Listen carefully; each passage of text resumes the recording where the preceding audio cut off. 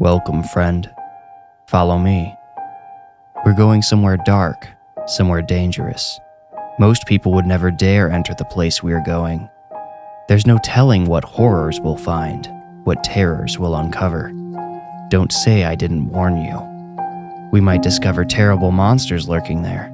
Be careful, they could follow you out. Or maybe they're already inside you. Are you afraid? Good. Now you are ready to enter the Warning Woods.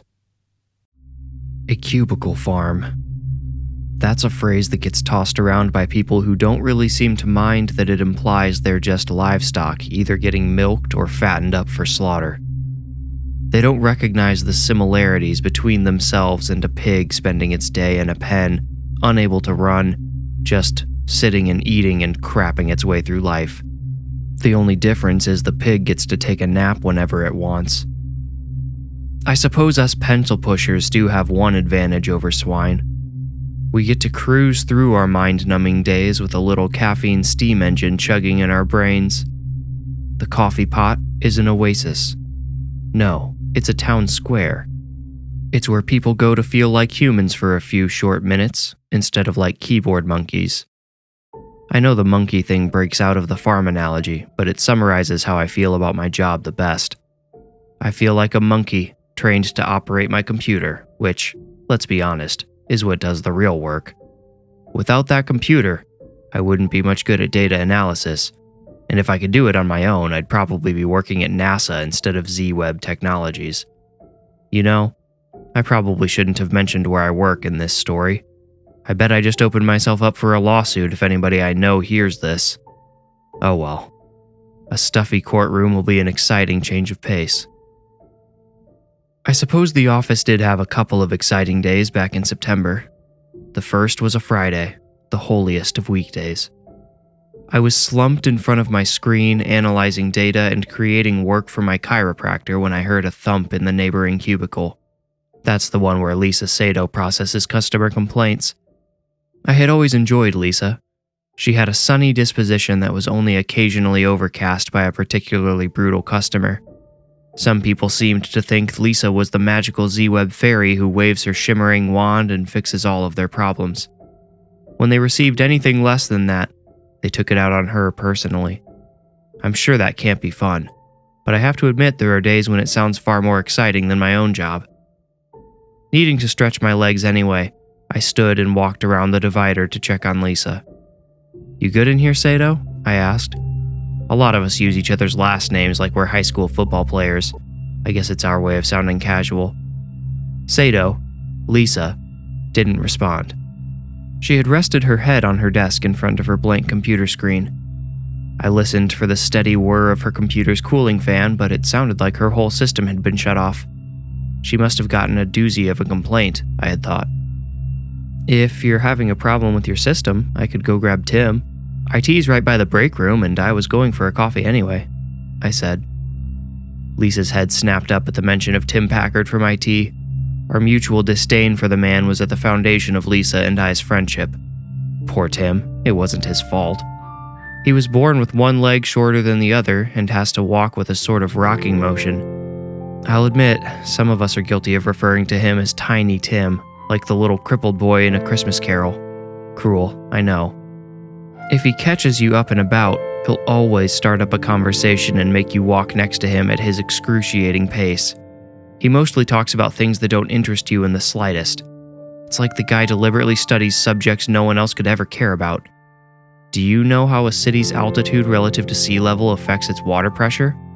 I do, thanks to Tim. And you know what?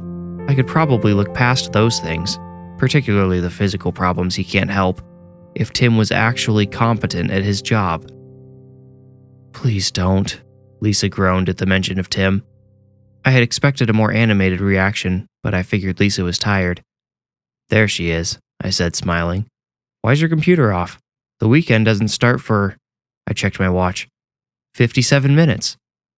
Lisa turned to her blank screen, then back to me. She looked confused.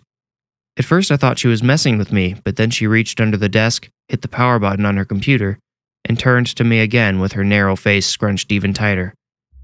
I don't know, she said. I don't remember shutting it off. Maybe you bumped the power button, I suggested. Yeah, maybe. Something in Lisa's voice sounded worn out. Not just tired, the way most of us feel by the end of the week, but used up. It sounded like her vocal cords were rubbing on sandpaper. I wondered if she was getting sick. You're okay though? Like, you feel alright? The look on Lisa's face told me she didn't, but she said, yes, I'm fine. Guess I just spaced out. Good thing the week's almost over. Yeah, good thing, I agreed. Well, I'm gonna go grab that cup of coffee, or else I'll have to take a nap when I get home and miss out on a perfectly good Friday evening. Lisa distractedly hummed. I waited a second to see if she would say anything more, realized she wouldn't, and headed to the break room. Of course, Tim was pouring the last drops of coffee into his own mug when I got there. Oh, hey, Martins, he said, using my last name the way I mentioned before. Sorry, I didn't realize anyone would want more coffee this late. Want me to start a new pot? No, that's fine, I said, even though it was anything but fine. I don't want a whole pot to go to waste. Aw, man, I'm sorry, but hey, at least the week's almost over. You hear about the new Discovery Plus documentary about almond farms? Almond farms? I echoed, politely feigning interest. No, somehow that one slipped under my radar. Well, it started streaming this morning. I'm gonna catch it tonight. You should watch it and maybe we can discuss it on Monday. Tim's enthusiasm for that documentary made me wonder if he actually found his job quite thrilling. I mean, the man couldn't have a high threshold for excitement. Before I could get myself wrapped in conversation, I escaped with a quick, well, see you Monday. I habitually glanced in each cubicle I passed on the way back. Most of my coworkers were sitting in front of their email or a spreadsheet, but were looking down in their laps at the screens there. When I passed Lisa's cube, she had her head down on her desk again. Sato? I called, sort of apprehensively. I'm not exactly a superhero in a crisis, and I was worried Lisa might be really sick or crying about something important. She wasn't. When I said her name, she shot upright and turned to me with a delayed smile. Yes? She asked. You had your head down again. Just wanted to make sure you're all right. Oh, thanks, she said. She didn't sound mad, but definitely a little frustrated at being disturbed. Her computer was still off, though, and I didn't see a pale glow coming from her lap. Hey, if you want to sneak out of here a little early, I won't tell, I offered. Go ahead and get a jump on the weekend. Lisa seemed to brush the idea off and swiveled back towards her blank screen. Then she put her feet down hard on the flat, level loop carpet and spun back around. She had her eyes narrowed at me like a tiger centering its focus on a fresh victim. What if someone comes looking for me? She asked. I shrugged. I'll just say you had to go to the bathroom. There's less than an hour before quitting time. The odds of anyone looking for you are pretty low. Lisa didn't respond, but her hands started searching for her things and sliding them into her purse under her desk. I'll see you Monday, Sato, I said. With a quick pat on the inner wall of her cubicle, I returned to my own cube to impatiently wait out the clock. I heard Lisa's keys jingle as she got up and quietly snuck to the elevator. If she really didn't want to get caught, she should have taken the stairs, but I suppose going down 12 stories on foot would have defeated the entire purpose of quitting work early to relax. Almost as soon as I heard the elevator doors close, Shane Liggett knocked on my wall. Shane is the VP of Customer Relations and my direct supervisor. I knew it was him before I even spun my chair around. He always knocks the same way, a sharp ta-ta-ta. Instantly, I assumed I was in trouble. What can I do you for, Mr. Liggett? I asked, using the goofy expression I had heard a million times and never understood. Is Lisa gone? Shane asked. He must have noticed my eyes widen. Listen, I don't care where she went. I just need to know if she's coming back, he said. I think that's unlikely, sir. Okay. Shane seemed to struggle with his own mouth for a minute. His lips twisted and slid across his teeth. His nose wrinkled and he looked down before asking, Did she seem okay to you? Notice anything out of character? Not wanting to rat my coworker out for sitting in front of a blank screen for the last hour of the day, I lied. She seemed fine to me, maybe a little worn out, but hey, it's Friday, aren't we all? Shane gave a shallow nod and, still not looking up, took a couple of steps into my cubicle. He said, Listen, Joel, We just found out Lisa's brother jumped in front of a train this morning. I can't believe she came to work at all." "Whoa," was all I could say for a moment. It took me a moment to process any deeper thoughts. Does she know? Do you think... Well, is it possible no one's told her yet? Shane shook his head no. He pulled his phone out of his pocket and showed me the screen. He had his Facebook feed open, and in the middle was an article from the Herald with the headline, "Local man dies at Conway rail station." The preview text said, "Surveillance video taken from the scene depicts Paul Sato throwing himself in front of an oncoming... It's been in the local news all day," Shane said. But this is the weird part. He touched the screen where the number of reactions to the post was displayed. It pulled up a list of everyone who had reacted to the article about Paul Sato. I couldn't believe it when Shane scrolled down a little and showed me Lisa Sato's name and photo in the list. She hadn't just absently clicked like, and she hadn't used the crying emoji to react either. She had selected the pink heart, which is commonly called loving the post. Lisa had loved the article about her brother's apparent suicide. "Well, that's concerning," I admitted. I found myself wondering if I had made a huge mistake by telling Lisa to leave. What was her emotional condition? What might she do between now and Monday morning? Something wasn't right with her. Aloud, I said, "Maybe she meant she loved her brother?" "Yeah, well, I wouldn't worry too much about it right now," Shane said. "I've already sent an email to HR and asked them to extend the company's condolences and remind Lisa about the counseling services employees have access to. Professionally, there's not much else I can do." "All right. Want me to let you know if I hear anything else about this?" I asked. "Sure," Shane replied. "Have a good weekend, Joel." I'd be lying if I said I thought of Lisa much over the weekend. The story about her brother came into my newsfeed a couple of times, but besides that, I can't say the Satos occupied many of my thoughts. I considered texting her to offer my condolences, which I thought she might appreciate more than the company's, but I couldn't bring myself to do it. I just couldn't understand what Shane had shown me. Why had Lisa loved that article? When I returned to the office on Monday, I wasn't sure what I would do when I saw Lisa. Should I mention her brother or leave it alone? What if she had hated her brother and was glad he was dead? That could be a rational, if dark, explanation for why she didn't seem upset at work or why she had loved the article. Her head down on her desk, her computer being turned off. All of the strange behavior could have just been the result of her wrestling with emotions she knew were a little messed up. Tim happened to be the first person I saw Monday morning. He limped to the elevator just before the doors shut. I pressed the number 12 and up we went. "How was your weekend, Tim?" I asked. "Fine. Did you watch it?" "Watch what?" Tim's face contorted into a look of disgust, I suppose. Or surprise? You never really know with Tim. "Prunus amygdalis?" he said. If not for the Latin, he would have sounded like a bratty teenager as he spat the words at me. I didn't even bother to hide my confusion. "The Almond documentary, don't you remember? You said you would watch it so we could talk about it today." "Ah, I vaguely remember you mentioning that, but I definitely don't remember saying I would watch it. How was it, though?" Tim looked hurt but unsurprised. You may think I'm cruel, but all of us had to learn at some point not to bow to Tim's whims. He can actually be a bit of a bully if you let him. Yes, and it was just as fascinating as I had hoped. I even had a dream that I was an almond farmer afterwards. "Neat," I said, watching the numbers over the door go up. 7, 8. "Yeah, Lisa was there too," Tim said. I turned to him with genuine interest. "Lisa watched the movie with you?" I asked, figuring I must have misunderstood. "No, she was in my dream," Tim replied. "It was pretty weird. She didn't say or do anything, she just stood and watched everything I did. I kind of figured she was supposed to be my supervisor or something like that." "Was anyone else you know in your dream?" I asked.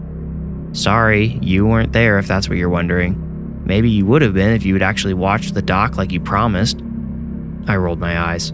"I don't think that's how it..." The elevator doors opened and Tim stepped in front of me, raising his arm and showing me the back of his hand. "I know how dreams work," he said, again sounding like a brat. I shook my head and smiled at my shoes. I smiled not only out of amusement, but also because I had just decided how I would break the ice with Lisa. She loved hearing about goofy interactions with Tim. Lisa didn't get to work until almost 9, a half an hour later than usual. I heard her enter her cubicle, set down her bag, and start to get settled. Her movements sounded too aggressive. The way she was bumping and thumping her way around sounded like a warning to leave her alone. Twice, I heard her drop something on the floor and slam her fist down in frustration. I opted to save my Tim story for later. Around 10, Shane came by. As he made his rounds, he tossed casual greetings into each cubicle. "Morning. Welcome back. Happy Monday." If he could remember the name of the employee he was greeting, he would throw that in too. I heard his feet scuff the carpet as they came to a stop by Lisa's cube. I heard Shane say, "Good more," then cut himself off hard and keep walking. I didn't get a friendly greeting. He walked right into my cubicle and leaned forward with his hands on my desk. "You talked to Lisa today?" he whispered. I raised an eyebrow and shook my head. Shane bit the corner of his lower lip and looked down at my desk. "Something's not right," he mumbled. "I should probably let me talk to her," I offered. I didn't really want to, but I was sure Lisa would prefer my efforts over Shane's. "I'll find out what's up and let you know." Shane remained still for a moment, his lips still curled under his teeth, before nodding curtly and standing up straight. He clamped a heavy hand on my shoulder, patted it once, and left me alone. I stood, stretched, and walked around the divider to see Lisa. Her computer was on this time, but she didn't have any windows displayed. Just her desktop, which was still set to the default background like most of the computers around the office. Lisa was staring into the screen as if she had some crucial bit of work in front of her, though. Her purse lay on its side at her feet. Its contents had fallen onto the floor. I nearly stepped on a lipstick that had rolled all the way across her cubicle. Her water bottle lay on its side, open, on her desk, a small puddle beneath it. Fortunately, it seemed the bottle hadn't been full. Lisa appeared disheveled as well. A cowlick stood up on her head, and I couldn't be 100% certain, but I was pretty sure she hadn't changed her clothes since Friday. I thought I recognized the cardigan around her shoulders, although it had been much less wrinkled the last time I had seen it. And worse, I could smell her. Her whole cubicle had the sour odor of an unwashed armpit. "What's up, Sato?" I asked, trying to sound normal, friendly. She gasped and stiffened. For a moment, I didn't think she was going to respond, but then her chair slowly spun around. Not to sound paranoid, but I didn't see her push the chair at all. It just turned. "Rough weekend?" I asked, gesturing to the mess on her floor. She encountered my concern with a void stare. "Fine. How about you?" she asked. It was all right," I said. I totally forgot I had promised Tim I'd watch a documentary about almonds, though. Normal Lisa would have laughed at this and said something like, "Tell me more." But this Lisa, this smelly, hollow shell, didn't react at all. She just said, "That's too bad," and her chair turned back to her computer. With her back to me, I didn't bother hiding my confusion. I'm no psychologist, but I could put two and two together. 2 and 2 meaning her brother's suicide and her current demeanor. I decided to go for broke. "Hey, I was really sorry to hear about your brother. There's no good way to lose somebody, but that's gotta be at the bottom of the list." Lisa stiffened again as if I had literally struck a nerve. This time she did not turn around. I continued. "Anyway, if there's anything I can do, just let me know. But I'm sure HR has all that covered already, right?" I tried the joke as a spontaneous attempt to break through, but it bounced off Lisa and landed dead on the floor next to her open wallet. I gave up and returned to my desk. I didn't hear Lisa move again until lunch. She rustled around in her purse and withdrew something that, from the sound of it, was wrapped in butcher paper. I heard the paper crinkle as she unwrapped it. The sound made me feel hungry too. I started typing quickly to finish up an email before retrieving my own lunch from the fridge. My hunger was brutally murdered a moment later as Lisa finished opening her package. A horrific stench immediately filled the air. It smelled like roadkill smothered in moldy cheese. I coughed, then gagged, then heard someone else do the same. I tried to ignore the smell for a couple of minutes, but when I started to taste the bacterial odor on the back of my tongue, I hit my limit. I spun my chair around, angrily planted my feet to give Lisa plenty of warning, and went around the divider to confront her. But when I got around to Lisa's side, I stopped dead and froze. Lisa had her face planted down in a messy heap of greenish meat in the middle of an open package of butcher paper. It looked like raw ground beef that had probably spoiled days before. Her face and hair didn't come up from the toxic pile even once as she devoured it, hands free. I could hear her lips smacking, the uncooked meat squishing and sticking in her jaws. I backed away before she could notice me. Lisa needed help. I wasn't sure what kind or from whom, but I knew beyond any doubt she needed it immediately. I went straight to HR to ask what to do. They sent someone over to speak with Lisa, but found her passed out, asleep, with her head resting in what was left of the ground beef. Before things got any more out of hand, that's the way the HR rep phrased it, they called for an ambulance. I think HR thought Lisa was on drugs or something. I think they were worried about some kind of overdose. I assumed her issues stemmed from a crisis of mental health rather than a substance, but figured the hospital would still be the best place for her. Unfortunately, no one thought to babysit Lisa while we waited for the paramedics.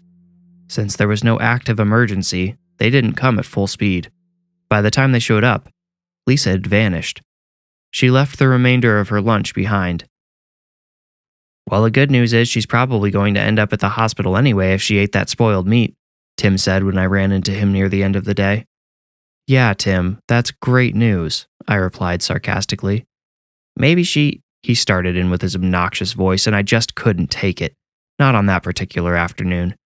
Tim, you don't have to explain this. You don't have to guess what's wrong with Lisa, and it's probably better if you don't try to, okay? We're all worried about her. Let's just leave it at that. I walked away before he could respond. Those were the last words I ever said to Tim. When I got out of the shower later that night, my phone lit up. I have a setting which only allows emails with the high importance indicator to come through outside of work hours, so when I saw the email notification on my screen, I knew it was urgent. I wrapped a towel around my waist and went to the living room to read it. Message to all staff. I am sharing this news with great sadness. Our IT manager, Tim Packard, passed away earlier this evening. Tim served this company for 9 years. His death is an unexpected tragedy. Please reach out to HR for information about any counseling you may need. We will pass a condolence card around the office for his family. Sincerely, Shane Liggett, VP of Customer Relations. The vagueness of the email stole any opportunity for grief and left me only with nagging curiosity. Tim had only been 36 or 37. He had seemed to be in perfect health when I left work that afternoon. As far as I know, he didn't have any ongoing health issues. And Shane called his death an unexpected tragedy. To me, this read either accident or suicide. A sour taste rose in my throat as I recalled the last conversation I'd had with Tim. I hadn't been mean per se, but certainly less than friendly. Had Tim been going through a crisis of his own? Had he needed someone to talk to just to get his mind off of whatever was going on with him? Had I shut the door on his chances of making it to Tuesday morning? I did a quick Google search for Tim Packard to see if I found anything. Of course, it was far too soon for an obituary to be published, but I wondered if the news or social media might have any answers for me. I found nothing. I amended my search, striking the name and instead searching for Man Dead Death Local Man Dead Police News. I hoped the jumble of keywords would trigger at least a few results. To my morbid delight, an article posted within the hour appeared at the top of the list. The headline read, "One Dead in Bicycle versus Car Collision." I breathed a sigh of relief, releasing tension I hadn't realized I was holding on to. It had just been an accident, a normal, innocent accident. That's what I thought at least, until I read the first paragraph. A local man was struck and killed this evening on the East Harbor Bridge. Witnesses say the man was riding his bicycle in the oncoming traffic lane at the time of the incident. That didn't add up. Tim, the guy who watched almond documentaries on the weekend, would never be daredevil enough to ride his bike into oncoming traffic. Had it been a suicide attempt? I kept reading, but the rest of the article just talked about how the man's identity would be kept private pending notification of the family, etc. The odds seemed pretty low that another local man had tragically died around the same time as Tim, though. At the bottom of the article, I saw an embedded video. Above it was written, "Edit. CCTV footage of the accident has been leaked to our reporter. The deceased has been blurred to protect his identity. Viewer discretion advised." I hit the play button faster than I probably should have. Looking back, at least a little hesitation would have been more appropriate considering I was about to watch my coworker get killed. But I didn't hesitate, and the video played. The video was only 15 seconds long. Since the bridge camera was in a fixed position, it didn't show much leading up to the impact. I watched as a white blur entered the bottom of the screen, traveling on the opposite side of the road as it should have been. A moment later, a gray sedan appeared, as if out of nowhere, and the white blur went straight up in the air. I saw the bike go over the side of the bridge, and the white blur landed on the road. That's where the video stopped. It wasn't much, but it gave me one more bit of assurance that the biker had been Tim. He had worn his usual white button-up shirt to work that day. I had a glass of whiskey to help me get to sleep that night. It dulled the edges of my thoughts about Lisa and Tim, and helped me stop thinking about going into the office in the morning. With those thoughts out of the way, I managed to fall asleep. I was having a dream about work, as usual. There isn't much else in my life to dream about, honestly. In this dream, I was frantically trying to reset an algorithm to analyze some data Shane needed for an important meeting. I felt sweaty and anxious. Suddenly, someone grabbed the back of my chair and spun me around. It was Lisa. She had green ground beef around her mouth and in her hair. A little chunk of meat was stuck in her right nostril, too. When she spoke, her breath smelled like toxic bacteria and rot. "He was just a warning," she said. My dream self asked, "What are you talking about?" "What happened to Tim will happen to you if you don't leave Lisa alone." My own consciousness started to bleed into the vision. I was suddenly aware I was dreaming, but also felt like the scene was too real, too tangible to be written off. I could really smell that rotting meat. I could taste it on the back of my tongue. I could feel the hostile threat in Lisa's eyes as they bore into mine. "Aren't you Lisa?" my dream voice automatically asked. Lisa smiled, but her lips didn't stop where they usually did. They kept spreading, splitting her cheeks so far back I could see her molars showing between them. Her nose flattened, and the little piece of ground beef fell onto the floor at my feet. The whites of her eyes filled up with swirling blood, and her pupils tightened into dilated pinpricks. I woke to the sound of my own voice shouting, "It's just a dream!"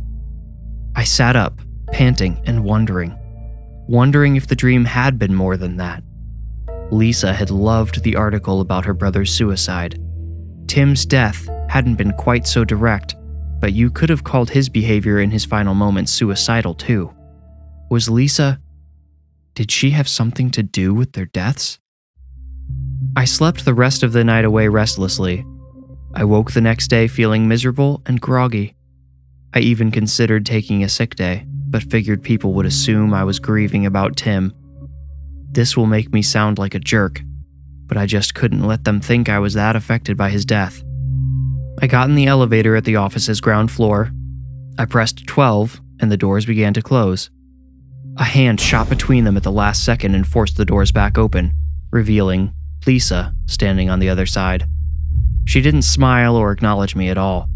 She still hadn't showered, was still wearing the same clothes, and still bore the stench of rotting meat.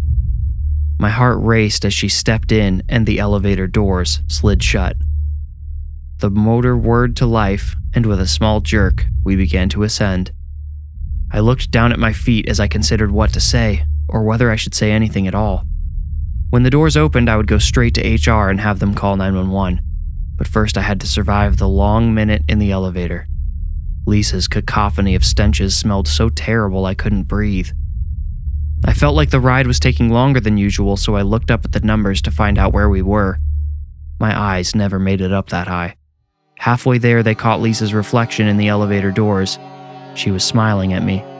Her smile split her cheeks so far back I could see her molars. Her nose was flat. Her eyes were red. I jumped back and turned away from her reflection to look at the real Lisa. Her face was cold and expressionless. She didn't react at all to my sudden terror. "I'll leave you alone," I whispered. "In fact, I'll just leave. I'll go. You won't have to worry about me, okay?" Now a smile cracked Lisa's real lips. Just a small, ordinary smile. She didn't look at me or say anything as she stepped out of the elevator on the 12th floor. I waited for the doors to close, then pressed 1. How do I summarize the events that followed that day? Well, Lisa's body was discovered in the woods just off a running trail she frequented. The medical examiner determined she had been dead for almost a week, meaning she had been dead before her brother, long before Tim, and even longer before my elevator ride with her Tuesday morning. Her doppelganger had vanished again before the police could arrive that day, and upon the discovery of Lisa's corpse, her evil twin was never seen again. What it had intended to do, or what it still might do, remains a mystery. I go to bed each night fearing it will reappear in my dreams. Whenever I walk, drive, or get on the train, I worry it will do to me whatever it did to Lisa's brother, and to Tim. And on top of the inconvenient, crippling anxiety she caused me, Lisa's doppelganger also made sure I can never eat ground beef again.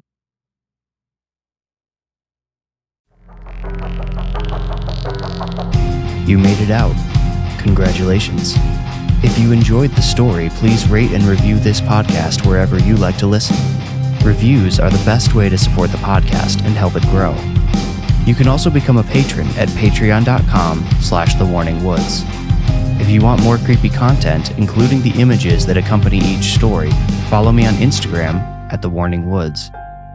If you feel ready, meet me here next week for another journey into the Warning Woods. Thank you for listening.